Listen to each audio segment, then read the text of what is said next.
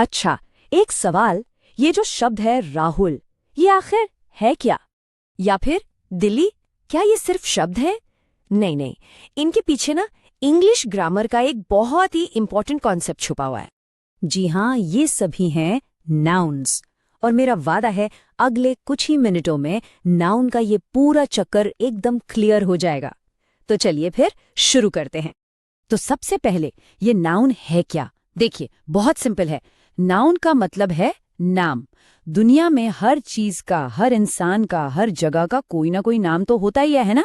बस उसी नाम को हम ग्रामर में नाउन कहते हैं। That's it.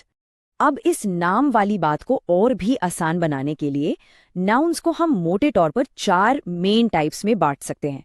देखते हैं कौन कौन से हैं ये। पहला है पर्सन, यानी किसी व्यक्ति का नाम। दूसरा प्लेस, यानी किसी जगह का नाम। तीसरा है एनिमल या थिंग, मतलब कोई जानवर या कोई भी चीज। और चौथा, जो थोड़ा अलग है, आइडिया या फीलिंग, यानी कोई भाव या विचार। चलो एक एक करके सबको समझते हैं। तो सबसे पहले बात करते हैं पर्सन की। जैसे राहुल, ये एक लड़के का नाम है। मम्मी, ये भी तो एक पर्सन को ही बुलाते हैं, है ना? और टीचर, ये किसी एक का नाम नहीं बल्कि एक तरह के व्यक्ति, एक प्रोफेशन को दिखाता है। ये सारे के सारे नाउन्स हैं। नेक्स्ट है प्लेस, यानी जगह। जैसे दिल्ली, ये एक शहर का नाम है, एक जगह का। और स्कूल, अरे हाँ, वो भी तो एक जगह ही है जहाँ पढ़ाई होती है, तो ये भी नाउन हुआ। अब आता है नंबर 3, एनिमल या थिंग, मतलब कोई भी जानवर या चीज। जैसे डॉग, एक जानवर है। बुक, मतलब किताब, एक चीज है। और ये जो पेन होता है लिखने वाला, वो भी तो एक चीज ही है। तो ये सब क्या हुए? Exactly, nouns. और अब वो चौथी कैटेगरी, आइडिया या फीलिंग, मतलब भाव या विचार। ये वो नाम है जिन्हें हम देख या छू नहीं सकते, सिर्फ फील कर सकते हैं। जैसे लव, मतलब प्यार, हैप्पीनेस यानी खुशी, और फियर यानी डर। हैं तो ये भी नाम ही ना, फीलिंग्स के नाम। तो ये भी नाउन्स हुए। ऑलराइट, तो अब नाउन्स के टाइप्स तो समझ आ गए। अब असली मजा तो तब है जब हम इन्हें एक सेंटेंस में ढूंढे। चले, ये रहा हमारा sentence, Rahul is a boy. एकदम सिंपल सा वाक्य है। तो अब चैलेंज ये है कि इसमें नाउन्स कहाँ कहाँ छिपे हैं। लगाइए जरा दिमाग। इसमें एक नहीं बल्कि 2 नाउन्स हैं। पहला तो सबको दिख गया होगा, राहुल, ये एक पर्सन का खास नाम है। और दूसरा है बॉय, ये भी तो एक तरह के पर्सन के लिए इस्तेमाल होने वाला नाम है ना?